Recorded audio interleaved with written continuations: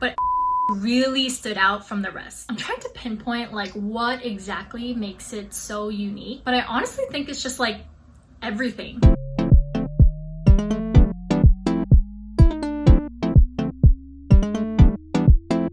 Hey guys, it's Lyd and welcome back to another episode of Lyd versus K-Drama. Today I am not going to be talking about your conventional Korean dramas, but before I get into it, I just wanted to sincerely thank each and every single one of you for your support. I really don't know how you guys found this little YouTube channel of mine, but really appreciate your viewership and subscription and encouraging comments so much. Anyways, just a couple of housekeeping things. Like I said in my last video, I am going to be kicking off some new series on this channel related to day 6 and starting a new Korean drama. So if you don't want to miss it, subscribe and smash that notification button. Don't you love when YouTubers say that? Like, smash that notification button. Okay, now on with today's topic. Do you guys ever find yourself in that weird in-between Korean dramas limbo land? Like there's nothing really interesting to watch, but you want to fill the void somehow. So when I get in a slump like that, I turn to my good old faithful Korean web dramas. I really hope that doesn't make them seem like subpar or anything like that, because anybody else who watches could for sure say that they definitely aren't. Like yeah, like they have lower budgets naturally, and the casts are all filled with rookie actors that you may or may not be familiar with, but I promise the quality is there, and it's the reason why these web dramas get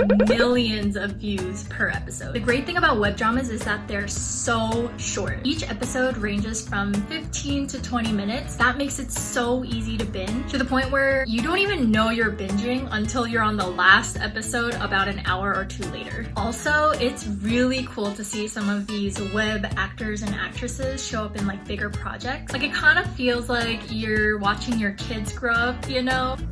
So just to name a few, Lee Shin-young, you might have seen him as one of Yoon Se-ri's North Korean soldier friends in Crash Landing on You. I personally saw him as Chanyeok in the web drama series Just One Bite. Tae Hyun-sung, you might have seen him as Hong-do, one of the twin interns in Hospital Playlist. I saw him as Haner in seasons 3 and 4 of Love Playlist. Kim Dong-hee, you might have seen him as Kun-soo in Itaewon Class and Chi-soo in Extracurricular. I first saw him as Hamin in both seasons of 18. Shin Ye-eun, you might have seen her as the leading actress in He is Psychometric. I saw her as Toana in both seasons of 18. And Park Gyu-young, you might have seen her as the nurse Namjuri in It's Okay to Not Be Okay. And even though she didn't debut as a web drama actress, I personally first saw her as the leading role in Miss Independent Jian. So those are just some of the top rookies that came to my mind first, but I assure you there are plenty out there. I feel like web dramas became this huge launching pad for new actors and actresses. So it's really cool to see people start off online and rise to fame through the power of the internet. A lot of my recommendations in this video are ones that are from a few years back, which is kind of right around the time web dramas started to even become a thing. Now there are so many different platforms and companies producing their own web dramas that it's honestly kind of hard to keep up. So I watched a few here and there in recent times, but honestly I think my favorites still remain the same. So let's get on with the recommendations. So there might be a few spoilers, maybe. I'm really trying hard not to give away too much here because these are recommendations and it would be kind of dumb if I told you all about it here instead of you going to check it out for yourself. I'm just gonna give a very high level overview of each of these web dramas and then you can decide if you want to check it out or not. And don't worry, I'll link them down in the description below so that you know where to find them. Alright, so coming in at number 5, we have Miss Independent Jian, or 세상 잘 사는 지은씨. So there are 2 seasons, and while I did enjoy the second season, which features a whole different cast, the first one, which aired in 2018, is actually what made me like the series to begin with. I feel like web dramas, like generally, are specifically targeted towards young adults or teenagers, which makes sense because that is the demographic that's constantly online. This series focuses on 24-year-old Jian, played by Park Ji-young. We follow Jian in her everyday life that revolves predominantly around work, and each episode focuses on a different topic that a girl might experience while working at an office job. Now, while that might not sound incredibly interesting, I personally found it very relevant on so many different fronts, especially considering I watched the series when I was 23 or 24. Park Ji-young did such a great job in portraying Jian, who was honestly such a lovable character, and also she was like refreshingly relatable. I feel like in like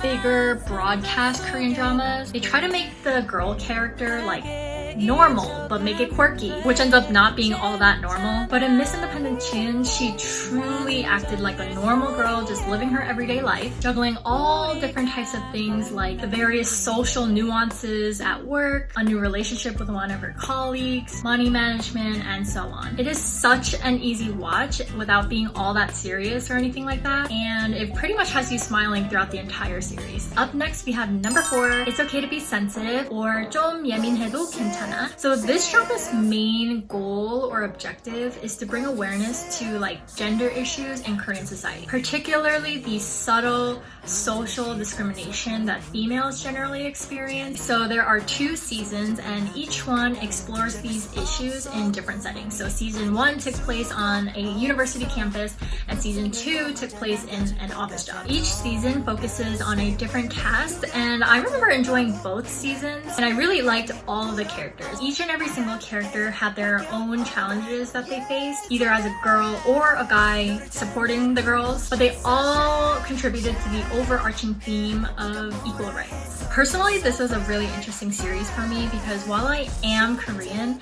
I was born and raised in America. So aside from what the media portrays, I don't know firsthand how Korean society functions. I mean, I could definitely speculate, but it's not the same thing as being like a native. So I thought it was really cool to see a Korean company addressing this issue, which means it's like way ahead of its time. Like throughout each storyline, they show examples of how women experience like even the most subtle kinds of discrimination in school and in the workplace, which is really awesome in and of itself. But I like how they also showed what supporting women both as a girl and a guy really looks like. Like I feel like there's this misconception that supporting women means you automatically like hate men or something, which is definitely like not the case. But I think this web drama did a really awesome job in showcasing what solidarity ideally and realistically looks like. Moving on to number 3, Just One Bite or 한입만 from Playlist Originals. Playlist produced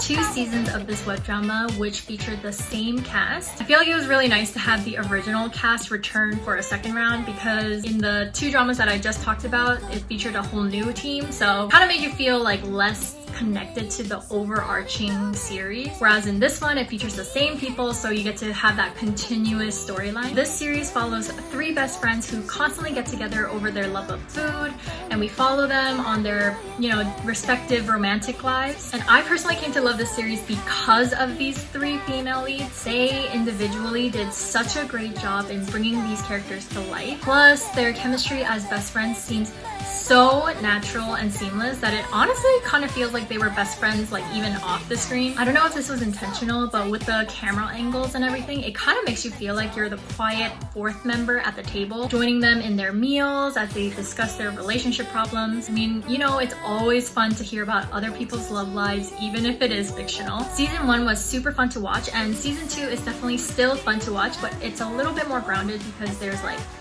friendship drama. But again, it's still really funny and lighthearted. I think every single love line is so adorable, but my favorite has to be the Suzy and Chanyeok love line played by Seo and Lee Shin-young. So if you're into all that and you really don't mind getting super hungry when you see them eating all this bomb food, then this series is for you. Coming up at number 2 is 18, which is also from Playlist Originals. 18 is one of Playlist's most successful web dramas to date. So Playlist has been creating a series thus far for each age group, 17, 18, 19, and now 20, which is currently airing. I think it's up to episode 4 out right now. Also, you really gotta give it to their planning team for continuously creating a new age series coinciding with each year. But 18 really stood out from the rest. I'm trying to pinpoint like what exactly makes it so unique, but I honestly think it's just like everything. Like first off, I think back in 2018 is when Playlist started to really step up their production game, which is saying something because it was already pretty high quality to begin with. But I feel like they elevated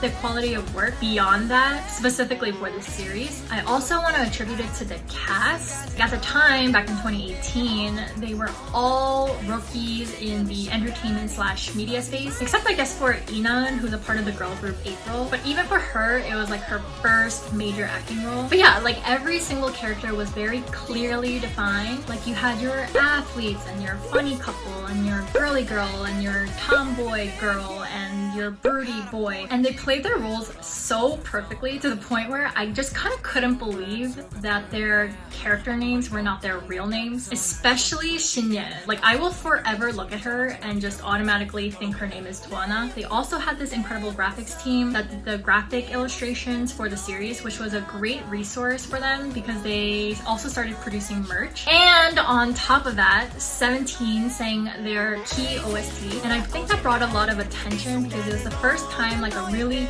mainstream artist contributed to a web series. So the first season was really solid in its own right, focusing on the conflict between Tuana and Kimana. And also this was the series that launched Shinyeon to fame. Like, she ended up signing with JYP after her first year on screen, and she's been in bigger projects ever since. So as a result of her now limited schedule, the second season ended up focusing on Kimana's story, which really didn't feel all that strange. Like, I know when the protagonist shifts, it kind of feels a little bit jarring, but this time it didn't really feel that way because like she had such a heavy hand in season 1. She went through this like huge growth.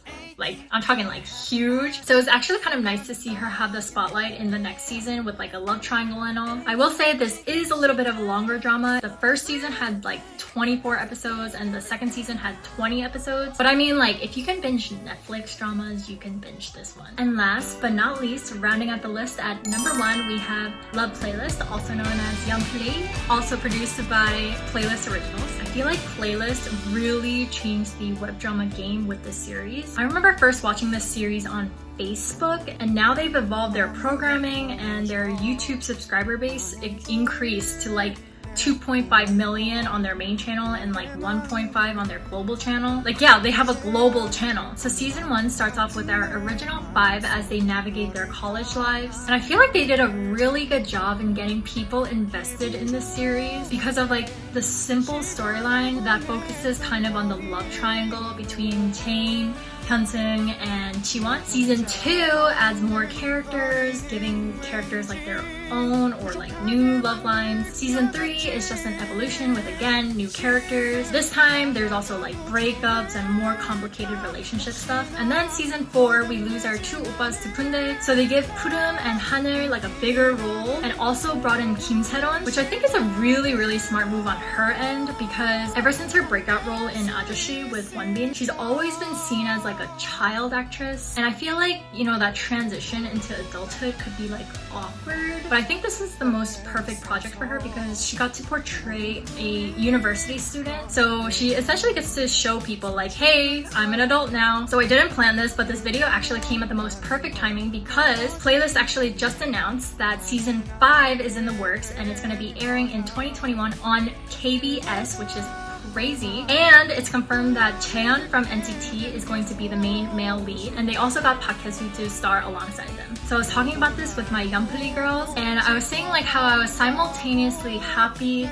yet sad that they're getting bigger. Like, on one hand, it's like insane how far this series has come, and I like love witnessing the growth and them receiving much well-deserved attention. But on the other hand, I'm kind of sad because it's kind of like, it's like a gem you want to keep for yourself, like something only I want to know about, which is like impossible. Anyways, I know 3 of the 5 web dramas that I listed in this recommendations list is from Playlist Originals, but I seriously came to discover web dramas because of Playlist, so this is kind of like my tribute back to them. They also have so many other series that I didn't mention, so you should definitely go check out their channel and just like browse and like watch all of them. And the thing is, they make it fun. Like, Playlist designed its own Marvel-like universe, kind of, where characters from different series make cameo appearances in other web dramas. And it's nice to see familiar faces just kind of like pop up out of nowhere. You're like, oh my god, hey! Also, I think this is a really smart streaming model because it kind of gets people invested in like the whole company, and it just like makes you want to watch each and every single series so that you get